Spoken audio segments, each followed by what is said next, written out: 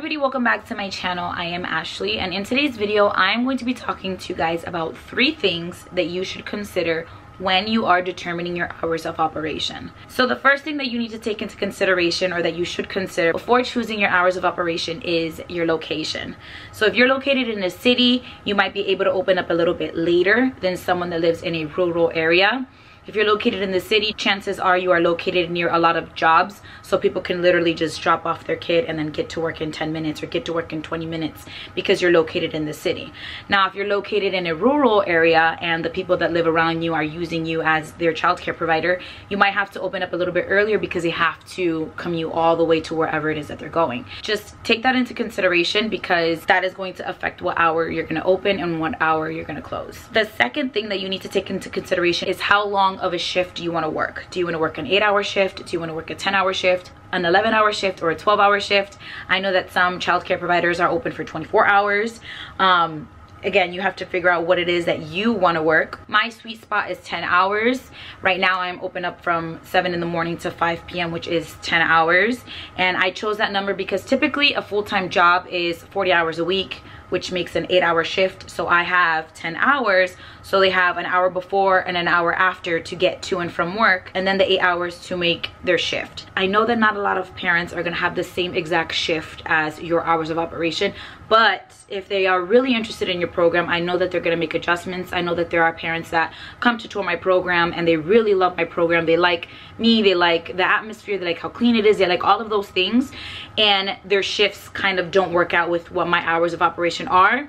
They make adjustments. I always hear mom and dad like, oh, you know, do you think you can get out of work early? Like, they have that conversation right in front of me because they really want to enroll their children in my program. So don't think that you need to have crazy hours of operation to cater to everybody.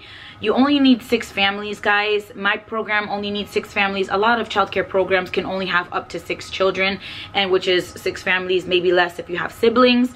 You don't need to open up for crazy hours. I know that you'll be able to get 6 families and they can make adjustments on their end as well. You don't want to burn yourself out, and you also have a life too. So just make sure that you guys are choosing them wisely and not trying to come up with some hours that are going to make it difficult for yourself and stuff like that. Hopefully what I just said doesn't rub anybody the wrong way, but just know that they'll make adjustments to be able to use you as their childcare provider. The last thing that you want to take into consideration is your lifestyle. So when I first opened up my daycare, I was opened from 7:30 in the morning to 6 o'clock p.m. My son was really young. He wasn't in any sports. There was no school events because obviously he was in daycare. But then as he got older, he wanted to do baseball, he wanted to do soccer, he wanted to do different things that required me to get off at a certain time to be able to make it to practices. So you have to take your lifestyle into consideration. Are there any obligations that you guys have? Do you guys have to go to church on certain days of the week? Do you guys have a club that you're part of that you have to get off of work at a certain time? You have to take those into consideration because, guys, yes, this is a wonderful job. We're at home, but we do have lives outside of daycare, and I really do think to avoid provider burnout, you have to do things outside of your home. And you being at home all day working crazy hours, it's going to be a little bit too much. So just take those things into consideration, because the last thing that I want to happen to you guys is for you guys to be burnt out as a daycare provider. We need to be, you know, aware, awake, happy. Our cups need to be full for us to be able to provide quality care for the children that we are taking care of. So those are the 3 things that I think that you need to take into consideration when you're choosing your hours of operation. I hope you guys enjoyed the video. Please subscribe to my channel if you guys have not already, and I will see you guys in my next video.